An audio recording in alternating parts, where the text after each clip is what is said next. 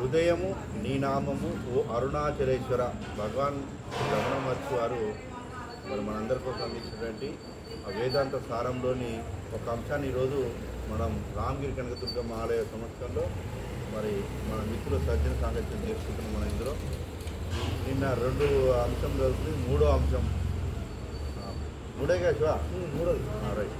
దీని గురించి మనం చర్చించుకుందాం. ఈ నేను ఎవరు అనే విచారణ అన్ని ఇతర తలంపులను నాశనం చేసి,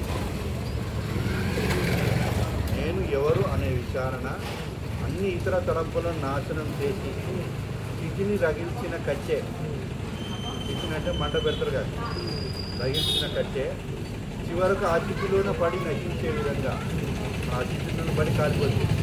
తాను కూడా చివరకు నశిస్తుంది. అప్పుడు ఆత్మ సాక్షాత్కారం అవుతుంది అంటుంది రమణమహర్షి. అంటే ఏముండదు ఇందులో ఈ నేను ఎవరనే. అయితే శ్రీనివాస్ గారు, మీరు చదివింది మూడవ అంశము ఈరోజు మంచిగా ఉంది.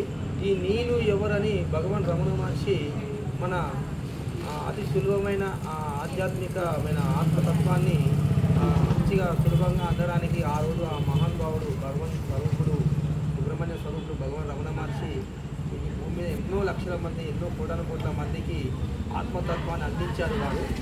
వారు అతి సులభమైనది ఈ నేను ఎవరని జీవులు పరిశోధిస్తే మరి నేనెవరు, నేనంటే మరి నేను శ్రీనివాస్ అనుకుంటున్నా. మరి నేనెవరు అంటే భౌతికమైన తల్లిదండ్రులు పెట్టిన పేరు నీకు శ్రీనివాస్ అని ఉంటుందండి.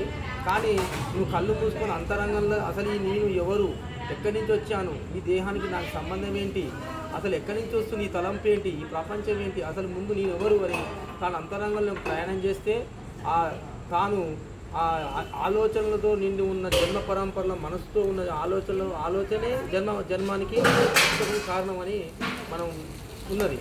మరి అదేవిధంగా ఈ తలంపులు ఎక్కడికి వెళ్ళి వస్తున్నాయి, ఎందుకు పుడుతున్నాయి, ఈ శరీరం ఎందుకు పుడుతుంది, ఎందుకు పోతుంది అంటే ఈ తలంపులే కారణం. ఈ మనసుకు ఆధారం తలంపులే. దాన్నే విచారణ చేయమంటుండ్రా. ఎక్కడి నుంచి ఈ తలంపు పుడుతుందని విచారణ చేస్తే చివరకు చూస్తే ఆ కట్టే చిత్తి కట్టేలు ఒక్కొక్క దాంతో లాస్ట్కు చివరకు ఆ కట్టె కూడా ఆ మంటను మంటకు ఆధారమైన కట్టె కూడా కాలిపోతుంది.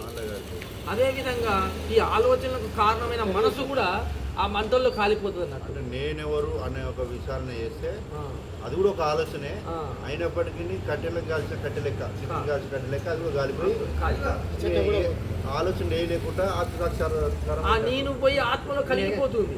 ఆ నేననే కట్టె కూడా, నేనెవరు అనే ఆలోచన కట్టె కూడా ఆ లాస్ట్కు ఆ నేననే అభిమానము, ఆ మనసు అయిన అభిమానంతో ఉన్న చావు పుట్టుకలమైన ఈ చెత్త, దానికి చెత్త మొత్తం బూడవుతుంది.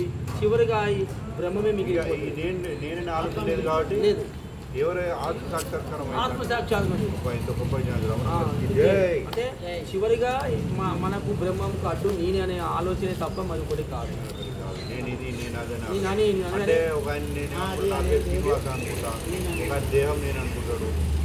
ఎన్నో రకరకాలుగా ఉంటుంది. నేను రాష్ట్రపతి అనుకుంటాడు, నేను అటెండర్ అనుకుంటాడు.